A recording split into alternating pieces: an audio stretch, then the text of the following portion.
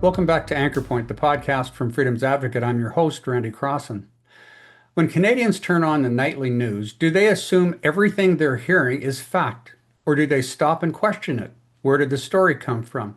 Who gave it to them? Did anyone ask the hard questions before it went to air? Let me tell you about a moment most people never heard about.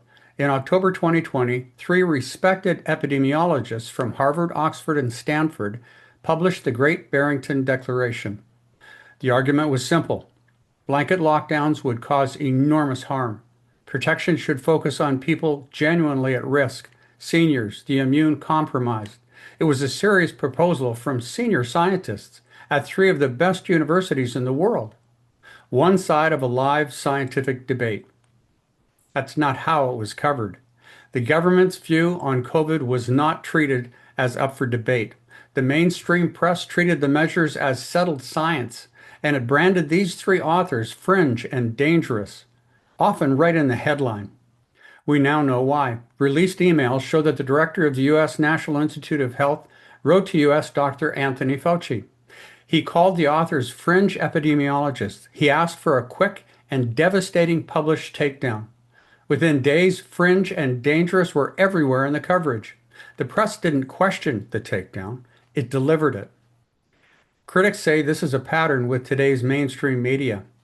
Take the 6-foot distance rule. People were fined, arrested, even fired for breaking it. For more than 2 years, it was sold as settled science. It justified closures, arrests, and firings. But did the press ask where it came from? Did anyone report that it traced back to droplet studies from the 1890s and old ideas about how viruses spread? No. Then in 2024, Fauci testified under oath. He said the guidance sort of just appeared. He said he wasn't aware of the studies supporting it.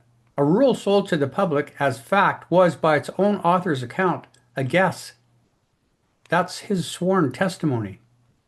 Here in Canada, these rules had real consequences. In April of 2020, the College of Physicians and Surgeons of Ontario warned doctors, do not express views that don't, their words, align with information coming from public health or government. And they disciplined the doctors who did. Think about that plainly. A government regulator told doctors not to contradict the government.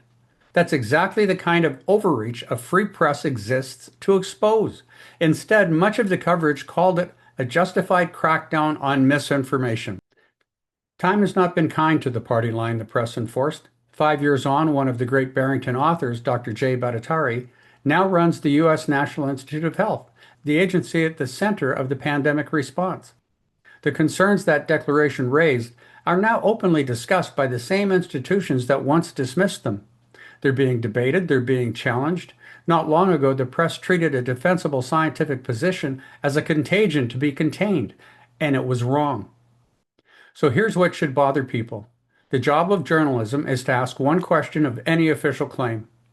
What's the evidence for this? Especially when that claim controls how people live, work, and gather. Through COVID, much of the Canadian press did the opposite. It relayed the measures as fact, it treated the officials as beyond question, and it cast the people asking for evidence as enemies of the science. So why would a free press behave this way? Ask who pays for it. Ottawa funds the news industry through a subsidy and tax credit package worth $595 million. And the CBC draws close to 70% of its budget, roughly $1.4 billion a year, from the very government it's supposed to hold to account. An outlet waiting on a funding renewal already has a reason, however quiet, not to bite the hand too hard. And the damage shows up in the numbers. Canada fell to 21st on the World Press Freedom Index last year, down from 14th the year before. Trust in Canadian news has dropped nearly 20 points since 2018. No law changed, no newsroom was raided. What eroded was quieter and harder to rebuild. The public's confidence that the press will ask those in power the question it doesn't want asked. And we're moving further in that direction, not back from it. Governments now talk constantly about fighting misinformation and disinformation. And with each new bill that adds uncertainty or legal risk, journalists are given more and more reasons to look away from hard stories.